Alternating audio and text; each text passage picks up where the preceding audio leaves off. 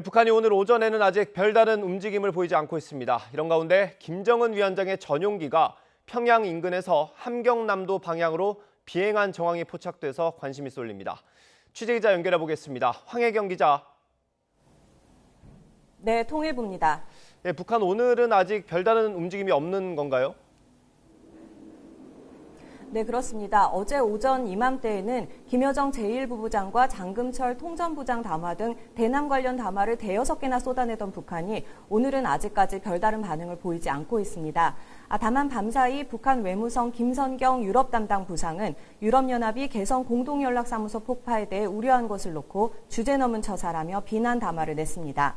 김 부상은 이유가 남북관계 단절의 근원이 어디 있는지도 모르면서 한반도 신뢰 구축과 항구적 평화 타령만 진부하게 늘어놓고 있는 게 개탄스럽다면서 공정성과 객관성의 근초에 국제 문제들을 정확히 판별하고 다뤄나가길 바란다고 지적하기도 했습니다.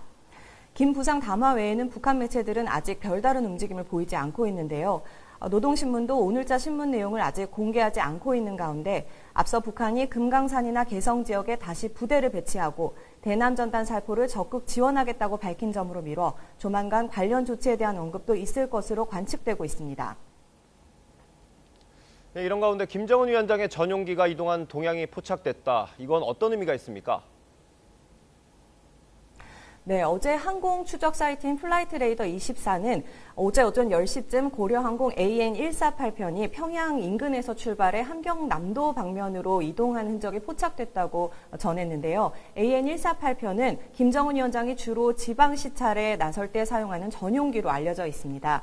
북한에서 항공기가 국내에서 뜨고 내리는 경우는 흔치 않은 점을 고려하면 여기에 김정은 위원장이 탑승했을 가능성이 높은 것으로 보입니다. 또 비행 경로가 함경남도 방향인 점도 눈길을 끄는데요.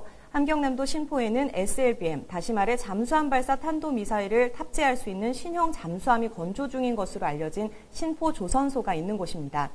때문에 김정은 위원장이 신포 조선소로 간 거라면 북한의 신형 잠수함 공개가 임박했다는 해석도 가능한 상황입니다. 신포에서는 과거 여러 차례 미사일 사출 시험이 이루어지기도 했는데요.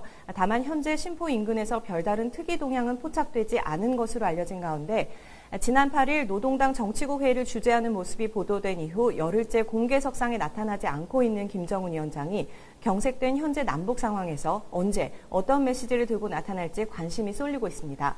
지금까지 통일부에서 YTN 황혜경입니다.